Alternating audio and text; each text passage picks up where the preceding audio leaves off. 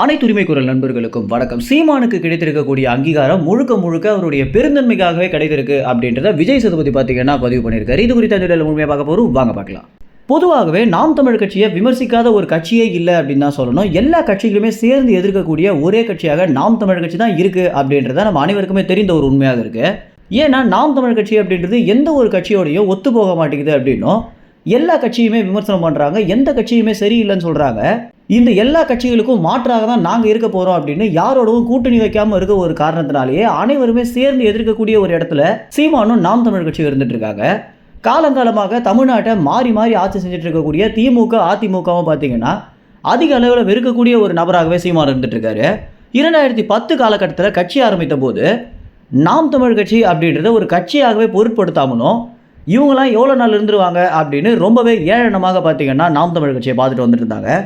ஆனால் அடுத்தடுத்து சீமானவர்களுடைய நகர்வுகள் அப்படின்றது கட்சியை பலப்படுத்தியதோடு பிற கட்சிகள் எல்லாத்தையுமே எதிர்க்கக்கூடிய கட்சியாக நாம் தமிழ் கட்சி மாறி இருக்கு. தற்போது 3வது பெரிய கட்சியாக மாறினதுக்கு பிறகு மாநில அளவில் அங்கீகரிக்கப்பட்ட கட்சியாகவும் நாம் தமிழ் கட்சி மாறி இருக்கு. இந்த எல்லா உழைப்புகளுக்கும் முதல் முக்கிய காரணமே சீமான் அவர்களுடைய விடாபுடியான அரசியல் அப்படின்னு தான் சொல்லணும். இப்போ வரைக்கும் எந்த கட்சியோடையும் கூட்டணி வைக்க மாட்டேன் அப்படின்ற ஒற்றை புள்ளியில் நாம் தமிழ் கட்சி இயங்கிட்டு இருக்க ஒரு காரணத்தினாலேயே மக்கள் பார்த்தீங்கன்னா நாம் தமிழ் கட்சிக்கு தங்களால் முடிந்த அளவுக்கு ஆதரவு கொடுத்துட்டு வந்துட்டு இருக்காங்க.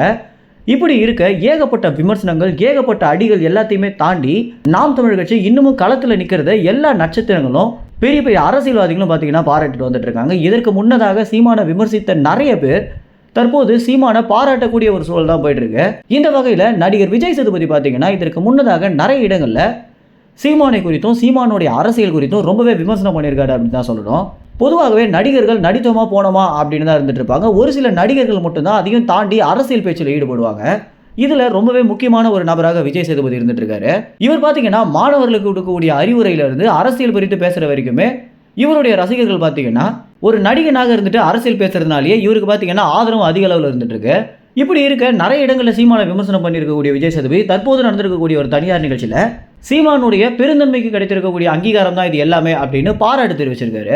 ஏன்னா ஏகப்பட்ட கட்சிகள் நாள்தோறும் நாம் தமிழ் கட்சியை விமர்சிக்கிறது மட்டுமே வாடிக்கையாக வச்சுட்டு இருக்கும் போது அது எதையுமே கண்டுக்காம அவருடைய பாதையில் அவர் போயிட்டே இருக்க ஒரு காரணம் தான் பார்த்தீங்கன்னா அவர் இந்த அளவுக்கு வளர வச்சிருக்கு அப்படின்ற விஜய் சேதுபதி பதிவு பண்ணியிருக்காரு.